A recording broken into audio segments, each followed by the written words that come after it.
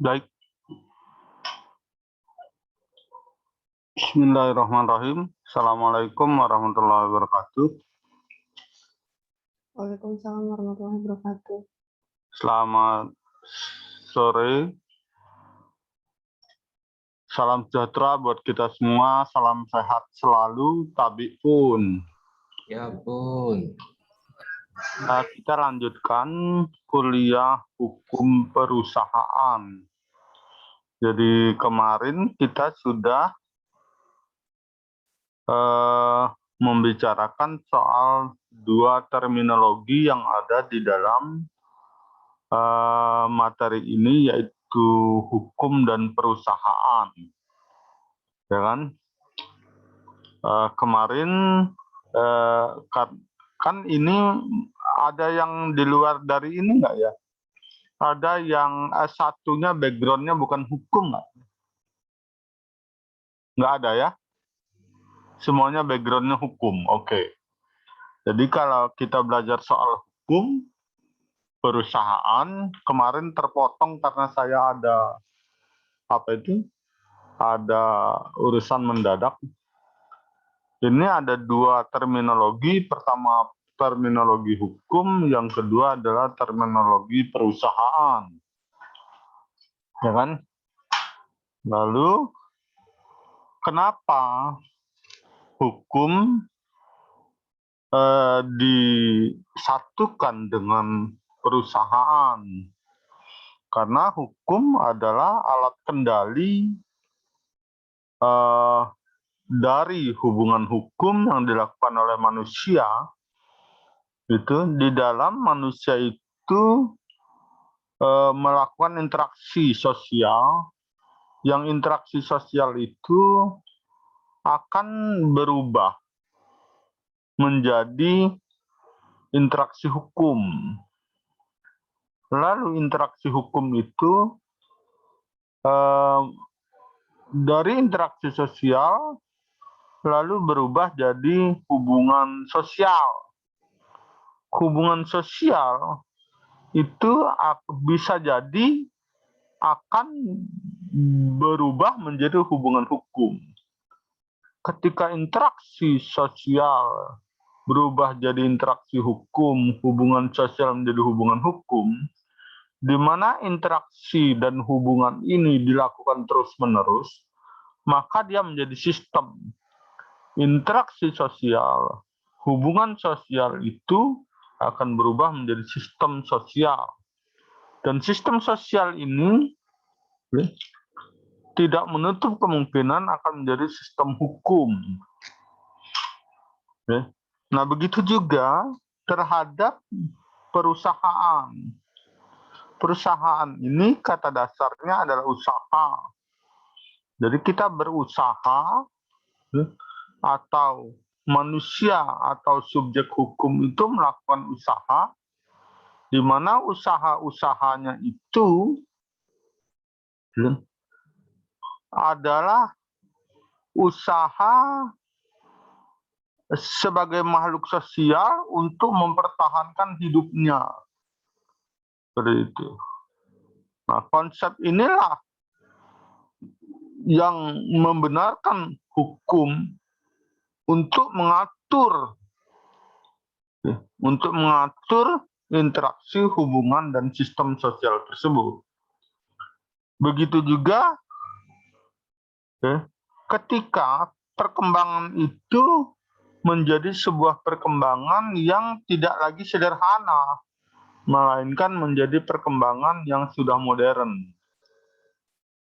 Usaha-usaha itu menjadi usaha-usaha yang modern, tidak lagi usaha-usaha yang tradisional. Gitu. Dari masa-masa barter sampai kepada masa diketemukannya sistem alat bayar, sistem alat bayar yang tadinya emas, perak, dan perunggu lalu berubah dalam bentuk uang. Gitu. Nah, ini perubahan-perubahan ini, perkembangan-perkembangan kontemporer seperti itu membutuhkan hukum untuk mendampinginya. Karena apa?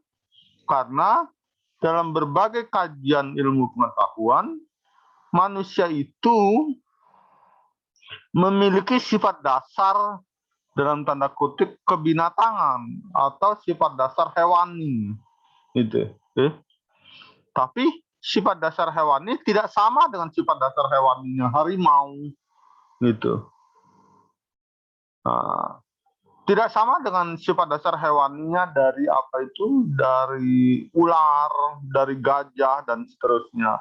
Di mana mereka itu memiliki sifat hewani yang monoton, tidak dinamis. Sementara sifat hewani dari manusia itu dinamis, gitu. Oke. Kalau dulu makan singkong cuma dibakar, direbus, digoreng, seperti itu ya. Sekarang mereka fermentasikan sedemikian rupa, mereka buat keripik, mereka bungkus, lalu mereka kasih nama, orang nggak boleh niru namanya, gitu kan. Padahal isinya keripik juga, gitu. Tapi yang dijual bukan cuma keripik, tapi nama dari keripik itu. Isinya bahan bakunya sama, singkong semua, gitu. Jadi ada domain name yang menyatu dengan keripik singkongnya itu. Nah, ini yang perlu disikapi. Nah, oleh karenanya perusahaan itu adalah entity usual of business, di mana dia merupakan otoritas hukum, otoritas yang berada di bawah hukum untuk mengatur personal itu dalam mereka melakukan hubungan, ya, melakukan hubungan untuk penyediaan barang dan jasanya. Anda bisa terjemahkan menurut keinginan Anda itu, tapi di Black Law Dictionary dapat menjadi acuan saudara. Pengertian perusahaan tidak terdapat di dalam WPK di Indonesia, itu yang saya katakan tadi. Jadi perkembangan manusia itu dinamis, sementara aturan hukumnya jika tidak kuat orang dalam membuat pembentukan hukum atau peraturan perundang-undangan, maka dia akan tertinggal, seperti pengertian perusahaan tidak terdapat di dalam Wetboek van Koophandel. Betul. Pemerintah Belanda pada waktu membacakan memori van Stichting, gitu, WPK di muka parlemen menerangkan perusahaan ada keseluruhan perbuatan yang dilakukan secara tidak terputus-putus. Jadi syarat perusahaan, syarat sebuah usaha, syarat sebuah perdagangan itu nggak boleh perbuatan itu dilakukan terputus-putus. Hari ini dagang, besok enggak. Gitu. Hari ini buka kantor pegadaian, besok berubah jadi buka kantor pinjaman, kredit, seperti itu. Okay? Hari ini buka kredit, besok buka kelontongan, dan terus nggak boleh begitu. Bukan itu yang diinginkan. Dengan terang-terangan, nggak boleh sembunyi-sembunyi. Gitu. Sebuah usaha itu, sebuah perbuatan dalam bentuk usaha yang tidak terputus-putus itu, tidak boleh gelap-gelapan, harus terang-terangan. Gitu. Kalau mau gelap-gelapan, boleh gelap, tapi lampunya harus terang. Gitu, oke? Jadi itu. Nggak boleh semaram, lampunya nggak boleh. Oke? Nggak boleh dibuat lampu yang sendu, nggak boleh. Oke? Jadi itu. Dalam kedudukan tertentu, ya, dan untuk mencari laba bagi diri sendiri. Jadi Anda bisa buka Purwosucipto. Ini HMN Purwosucipto ini punya 12 buku tentang hukum dagang. Itu. Saya punya 12 jilid itu. Okay? Ya, tapi karena pinjem nggak balik, pinjem nggak balik, pinjem nggak balik, ya udah habis. Gitu. Lalu menurut Molengrap, perusahaan dalam arti ekonomi adalah keseluruhan perbuatan dilakukan secara terus-menerus sama. Bertindak keluar. Jadi bukan perusahaan itu dibeli sama keluarga, dijual sama keluarga, dibeli sama keluarga. Nggak begitu. Oke. Jadi bertindak keluar, jadi subjek hukum dan objek hukumnya itu adalah interaksi antar manusia yang di luar entitas dari usaha tersebut. Oke, seperti itu. Jadi kalau kita berlima membuka perusahaan, maka bukannya apa itu Maria beli sama saya, Mutia beli sama Mutia Kartika beli sama Priscilia, bukan, atau Nabila beli sama Maria, bukan begitu, tapi kepada pihak luar. Untuk memperoleh apa? Dia mengatakan laba itu adalah penghasilan dengan cara perdagangan, menyerahkan barang atau mengadakan perjanjian perdagangan. Oke. Gitu. Jadi Molengrap itu lebih luas lagi. Anda bisa lihat ini di buku hukum perusahaannya Profesor Abdul Qadir Muhammad. Gitu. Abdul Qadir Muhammad sangat rajin karena beliau eksis untuk profesornya atau guru besarnya di bidang hukum dagang. Seperti itu. Setiap bentuk usaha, perusahaan juga didefinisikan setiap bentuk usaha yang menjalankan jenis usaha yang bersifat tetap, terang-terangan, dan terus-menerus, dan didirikan. Jadi perusahaan itu ada akte pendiriannya. Maksud didirikan itu bukan gedung yang didirikan itu, bukan. Tapi perusahaan itu didirikan. Didirikan tuh diizinkan. Dimintakan izin untuk beroperasi. Gitu. Yang di dalamnya bekerja serta berkedudukan di wilayah negara Indonesia dengan tujuan mencari keuntungan. Ini menurut Undang-Undang Wajib Daftar Perusahaan UU WDP. Oke. Undang-Undang Wajib Daftar Perusahaan mengatakan bahwa perusahaan itu seperti itu. Oke. Nah, dari pengertian perusahaan ini, baik dari Black Law Dictionary, Purwosucipto, Molengrap, maupun pendapat Profesor Abdul Qadir Muhammad, sampai kepada Undang-Undang Wajib Daftar Perusahaan, dia mendefinisikan tentang perusahaan itu sendiri. Lalu bagaimana hukumnya? Hukumnya akan mengatur. Hukumnya akan mengatur di dalamnya. Bagaimana menurut hukum yang dinyatakan sebuah usaha itu yang seperti apa? Nanti akan dijelaskan. Yang namanya terang-terangan itu seperti apa? Yang namanya terus-menerus itu seperti apa? Yang namanya didirikan itu seperti apa? Hukum yang akan melegalisasikannya. Gitu. Hukum yang akan melegalisasikan. Lalu dengan adanya hukum perusahaan yang menjalankan itu, subjek hukum yang menjalankan itu namanya pengusaha. Pengusaha itu apa? Pengusaha adalah seseorang pemodal yang melakukan atau menyuruh melakukan perusahaan.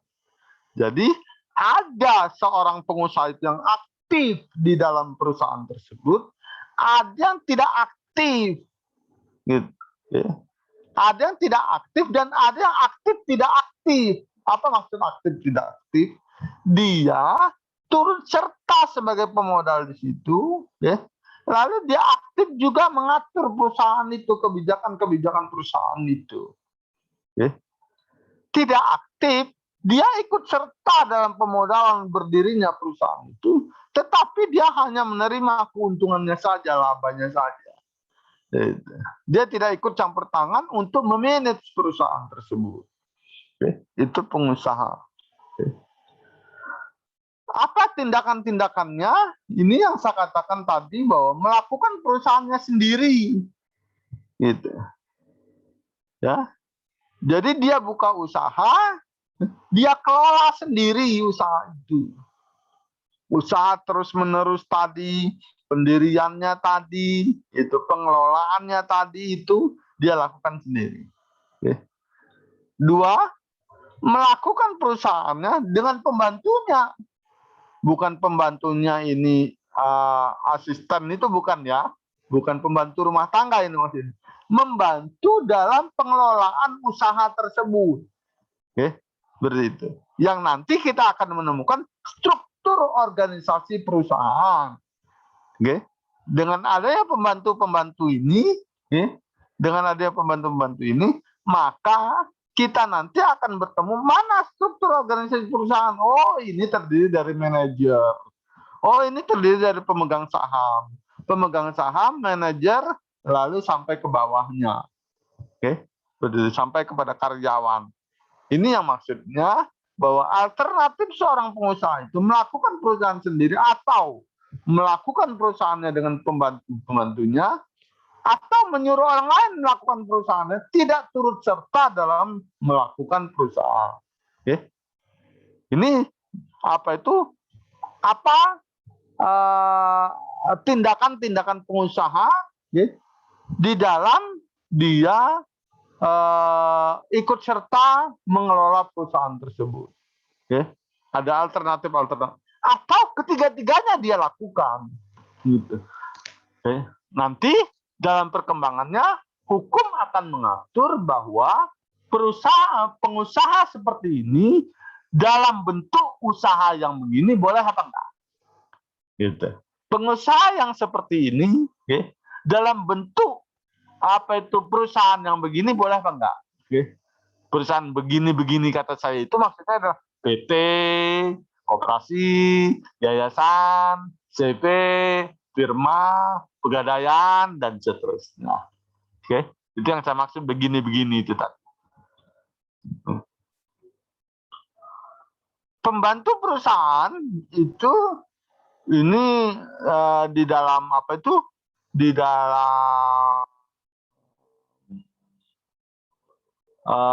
di dalam undang-undang ASN. Di dalam undang-undang ASN itu diambil, bisa saja ada PNS, ada sekarang ini tenaga kontrak. Jadi undang-undang ASN itu saya melihat jiwanya lebih mengajak kepada mengajak kepada pengelolaan negara ini tidak lagi dikelola oleh para pegawai negeri, gitu. Nantinya dia akan mengelola negara ini seperti mengelola perusahaan, seperti itu. Lambat laun, negara ini kalau sistem hukum common law, saya mengatakan, kalau pasar bebas ini menang di dalam pertarungan dalam pertarungan pergumulan sistem hukum yang ada di dunia itu, maka bisa jadi Indonesia juga akan masuk ke dalam kancah itu. Jadi ini tinggal ngabisin aja lagi nih pegawai-pegawai negeri ini, gitu. Tinggal dihabisin aja lah masanya kapan, gitu. Sehingga nanti akan hilang pegawai negeri itu. Yang ada adalah pegawai tetap dan tidak tetap. Jadi lambat laun pensiun sudah nggak ada lagi. Seperti itu. Berhenti tidaknya seseorang bekerja untuk ikut serta mengelola negara ini, itu didasarkan pada pilihan, tidak lagi berdasarkan kewajiban. Apa maksud berdasarkan pilihan? Bisa saja dia menetapkan diri saya tidak mau lagi bekerja. Gitu. Oleh karenanya, berapa tahun masa kerja Anda, maka dia dikasih pesangon untuk itu. Sehingga tidak membebani keuangan negara itu. Oke. Nah, di dalam perusahaan itu ada hubungan perburuan. Di mana hubungan perburuan atau tenaga kerja itu, karyawan itu dipilah menjadi dua. Ada karyawan kontrak dan ada karyawan tetap. Seperti itu. Oke. Tapi sekarang nampaknya bisnis sudah menunjukkan taring homo homini lupusnya. Dia tidak mau karyawan tetap. Bahkan AC kendaraan itu sekarang di pemerintah daerah, mobil itu sudah tidak lagi dibeli. Saya heran di Jakarta, itu saya punya kakak kerja di Kementerian Agama, mobilnya ganti-ganti terus, gitu. Kadang Honda, kadang apa itu Innova. Bang, ini kok saya manggilnya Radio Mudo. Kok ini ganti-ganti terus sih, kata saya bilang gitu. Oh, ternyata di Kementerian Agama mereka sudah tidak lagi beli mobil dinas, gitu. Mereka adalah rental. Untuk kendaraan mereka rental, gitu. Bayar per 1 tahun anggaran. Jadi pemeliharaan terhadap kendaraan itu dilakukan oleh pihak pemberi rental, gitu. Dia yang melakukan. Jadi kalau mobil itu mogok di tengah jalanan, dia tinggal telepon, gitu. Mobilnya mogok. Ketika mobil itu tidak bisa diperbaiki, maka dia akan diberikan mobil baru. Mobil baru bukan mobil baru beli, bukan. Maksudnya dikasih kendaraan yang yang sehat, bukan lagi kendaraan yang sakit. Itu. Oke. AC juga begitu. Sampai kepada saya lihat di Rumah Sakit Harapan Kita itu sudah sejak dulu dilakukan. Tamannya itu di-outsourcing-kan. Gitu. Kamarnya itu sewa. Gitu. Apa ini bahkan saya melihat kok akuariumnya setiap minggu ganti ikan, gitu. Kadang ikan arwana, kadang ikan gabus yang besar itu, gitu. Saya pikir ini dapat dari mana ini Rumah Sakit Harapan Kita ini? Oh, ternyata itu hanya sewa per 3 bulan mereka aja, ya. Begitu. Kadang-kadang diganti dengan taman, tidak lagi akuarium. Yang kedua, hubungan hukum pemborongan, di mana pengalihan kegiatan perusahaan lain-lain itu dengan agen, dengan pengacara, supplier, maklar. Jadi tidak ada debt collector, tidak ada. Dia Anda lihat itu di dalam apa itu di terminologi ini, di terminologi ini tidak mengenal istilah debt collector. Yang ada justru maklar. Kata kita maklar itu sama dengan calo. Oh iya, gitu. Tapi Belanda di dalam kitab undang-undang hukum dagangnya mengatakan itulah make and clear. Gitu. Lidah kita mengatakan maklar. Siapa maklar itu? Maklar itu adalah seseorang berada di posisi tengah-tengah ketika membicarakan hubungan hukum antara perusahaan A dengan perusahaan B akan melakukan interaksi perdagangan. Gitu. Nah, biasanya mereka itu adalah seorang pengacara. Biasanya mereka itu adalah seorang agen. Seperti itu. Yang pengetahuan perusahaan, yang pengetahuannya terhadap perdagangan tersebut, yang pengetahuan terhadap hukum perdagangan tersebut sangat mumpuni. Gitu. Nah itu. Nah selanjutnya apa saja bentuk-bentuk perusahaan? Bentuk-bentuk perusahaan itu ada perusahaan daerah atau usaha daerah, ada firma, ada komanditer start not shop atau CV. Ada NP. CV ini dulu dalam bahasa Belandanya NP. Jadi saya dulu sempat dibesarkan di di daerah perkebunan karet di Lampung Utara itu namanya NP Nafau.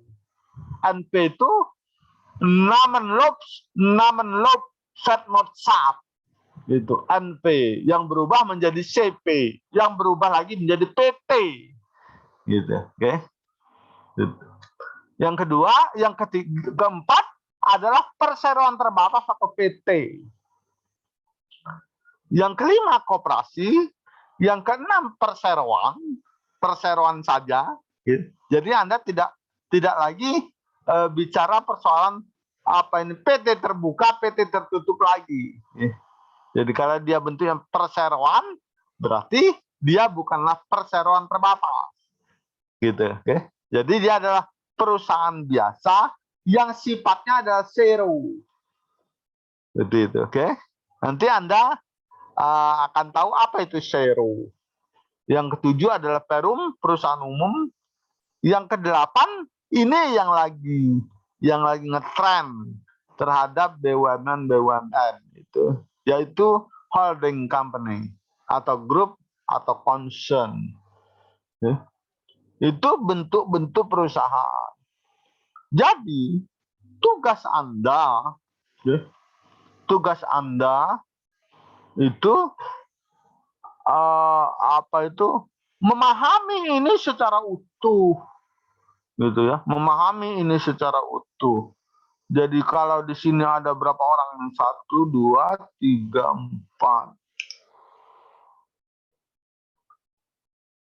5. Ada 5 orang. Maka 5 orang itu bisa mengambil 8 hal ini untuk ditulis artikelnya. Gitu. Untuk menulis artikel di bidang ini. Sehingga 5 artikel itu bisa dihimpun dalam satu buku. Jadi bisa saja Maria Magdalena menulis perusahaan darah atau usaha darah dengan firma. Mutia menulis soal CV dan PT. Seperti itu. Udah itu Nabila menulis soal koperasi. Priscilia menulis soal perseroan dan perum. Lalu Sofia Gayatri menulis soal holding company. Gitu. Sampai tuntas. Bisa 40 halaman, bisa 50 halaman membicarakan soal ini. Lalu kita cetak jadi buku. Kita cetak dari buku. Nah, kalau satu orang nulis 50 halaman, berarti ada 250 halaman yang judul buku itu adalah Hukum Perusahaan Magister Ilmu Hukum.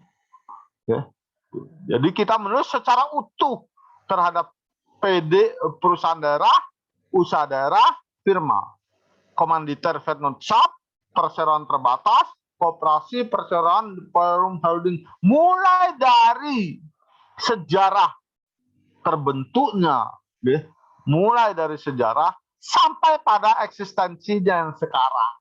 Itu diceritakan dalam dalam tulisan saudara atau makalah saudara terhadap hal-hal tersebut. Apa saja yang dibicarakan? Unsur-unsur apa saja terdapat dalam perusahaan daerah. Seperti itu. Lalu dijabarkan satu-satu. Gitu. Oh, perusahaan daerah ini munculnya dari mana? Apa itu perusahaan? Apa itu daerah? Gitu. Perkembangan daerah menurut undang-undang, apa itu undang-undang desa, menurut undang-undang apa itu otonomi daerah, dijelaskan di situ apa itu daerah. Sehingga orang memahami persoalan nanti kita menurut usaha daerah atau perusahaan daerah itu dia bisa paham secara utuh. Jadi kita menulis sudah pasti paham dong, nggak mungkin menulis mejem atau menulis atau tidak menggunakan perasaan kita menulis, gitu. Kita pasti melibatkan jiwa dan raga kita, gitu. Saya berharap itu bisa selesai dalam waktu 3 bulan. 3 bulan dari sekarang itu bisa selesai. Oke. Nah, maunya saya apa itu 1 bulan sekarang kita sudah bisa apa itu penulis-penulis ini bisa mempresentasikan makalah-makalah itu sehingga kita bisa revisi bersama. Oh ini kurangnya ini, oh ini ada typo, oh ini ada ketahuan apa itu plagiatnya, seperti itu. Oke, ya. Ini harapan saya di mata kuliah hukum perusahaan. Kalau mau melihat dari jumlah pemilik, perusahaan perseorangan itu bisa dalam usaha daerah, bisa perusahaan daerah, karena pemerintah daerah itu bertugas untuk melakukan pembinaan. Ada perusahaan persekutuan, sekutu itu berarti orang-orang itu dalam satu kesatuan membuat sebuah usaha, di mana nama usaha itu dalam bentuk hukumnya, dalam bentuk persekutuan hukumnya bernama CV, firma, koperasi, dan PT. Oke, seperti itu. Lalu ada perusahaan kelompok dalam bentuk holding company dan dalam bentuk concern atau grup. Oke, seperti itu. Jadi beda antara holding company dengan concern atau grup. Seperti itu. Jadi kalau PTPN, sekarang ini ada PTPN, itu holding. Oke. Pelindo itu holding. Oke. Seperti itu. Tapi BCA itu grup. Oke. Atau Media Indonesia itu grup. Oke. Itu grup. Oke. Bukan holding. Oke.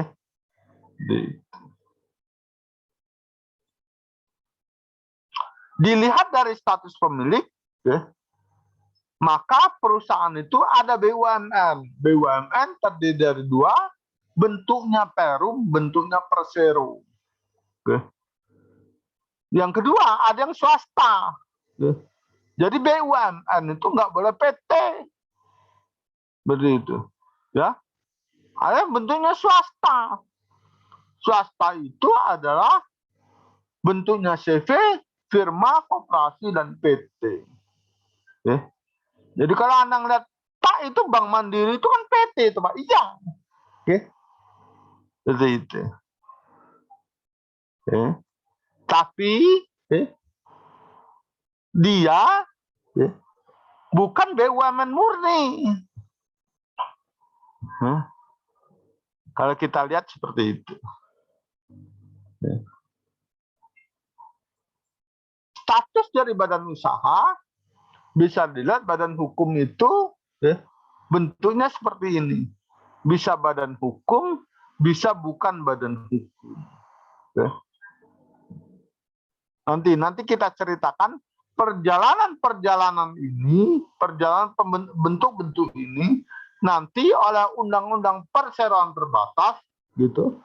Yang bentuknya dalam badan hukum itu hanya 2, hanya 3. Yaitu bentuknya PT, yayasan, dan koperasi. Gitu. Nah ini catatan sederhana terhadap perbedaan antara badan hukum dengan bukan badan hukum. Kalau badan hukum diatur oleh undang-undang. Kalau bukan badan hukum diatur oleh Kitab Undang-Undang Hukum Dagang. Oke, CV segala macam itu, oke. Gitu. Ada harta terpisah kalau badan hukum. PT itu pasti terpisah. Oke. Yayasan itu pasti terpisah. Koperasi itu pasti terpisah. Gitu. Sementara badan hukum, bukan badan hukum itu tidak terpisah. Karena tidak terpisah itu tanggung jawabnya adalah renteng. Tanggung jawab renteng itu bahasa Jawa itu. Tanggung jawab bersama. Gitu. Sedangkan di badan hukum dalam bentuk PT, koperasi, dan yayasan, ada tanggung jawab itu terbatas. Selanjutnya, badan hukum juga dengan pengesahan Menteri Hukum dan HAM. Kalau dia bentuknya PT, koperasi dan yayasan itu. Oke. Kalau itu tidak, oke. Kalau bukan badan hukum tidak. Tidak dengan pengesahan Menteri Hukum dan HAM. Bergantung dari dari bentuknya, oke. Ada yang konotaris, ada yang kanwil, ada yang keputusan gubernur dan seterusnya. Oke. Bagaimana pendirian perusahaan? Pendirian perusahaan itu dengan perjanjian yang diwujudkan dalam akta pendirian disahkan oleh notaris. Tadi saya sudah katakan itu. Jadi dengan perjanjian yang diwujudkan dalam akta pendirian atau notaris. Akta pendirian itu adalah bisa anggaran dasarnya, bisa anggaran rumah tangganya, bisa anggaran dasar dan anggaran rumah tangganya, dan anggaran rumah tangganya. Itu pendirian perusahaan. Didaftarkan ke panitera pengadilan negeri setempat. Jadi pengadilan negeri itu bukan tempat bersidang saja. Dia itu bisa melakukan penetapan. Seperti itu. Jadi bukan tempat di mana bertemunya pihak-pihak yang bersengketa. Gitu. Itu pengadilan. Jadi dia didaftarkan ke pengadilan negeri setempat. Dan didaftarkan dalam daftar perusahaan di Departemen Perindustrian dan Perdagangan. Izin usahanya itu dari Departemen Perindustrian dan Perdagangan. Izin keramaiannya, situnya itu dari Pemda, NPWP-nya dari kantor pajak. Untuk badan hukum ditambah dengan pengesahan Menteri Hukum dan HAM. Ini adalah syarat-syarat tata cara pendirian perusahaan. Sampai sini ada pertanyaan.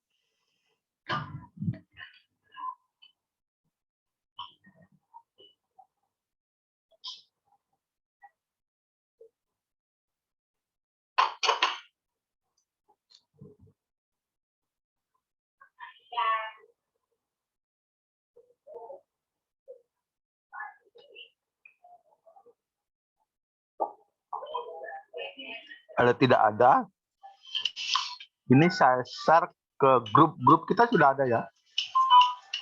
Grup WA kita sudah ada belum ya?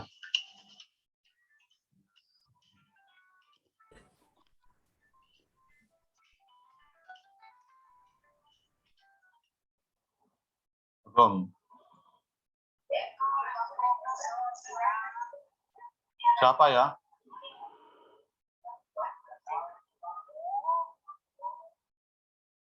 Ya.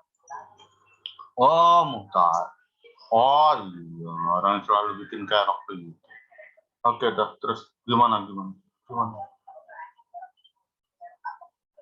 Apa itu? Ya. Ya.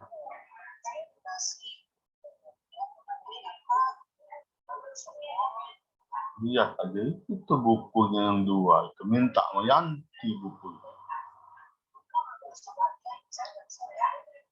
Iya, minta sama Mbak Yanti dua buku. Sejarah tata hukumnya Pak Wahyu, sama pengantar tata hukum Indonesia.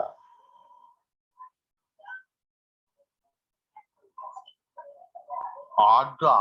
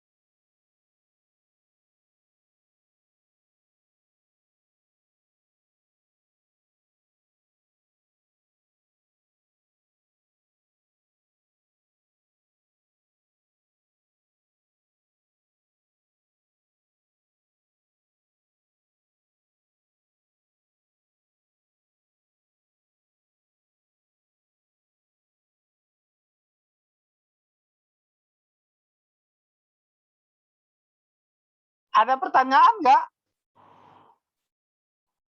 Kalau tidak ada, saya minta mana grup mata kuliah hukum perusahaan. Biar saya kirim bahan kuliah ini. Ada nggak? Nggak ada, Prof. Nggak ada ya? Dibuat ya? Udah, Prof. Udah ada. Udah ada. Mana? Coba. Kontak ke saya. Oh, ini dia. Oke. Oke. Kalau tidak ada pertanyaan, saya akhiri. Assalamualaikum warahmatullahi wabarakatuh. Besok saya nanti saya kirim. Oke. Makasih, Prof. Ya, sama-sama. Terima kasih, Prof. Ya.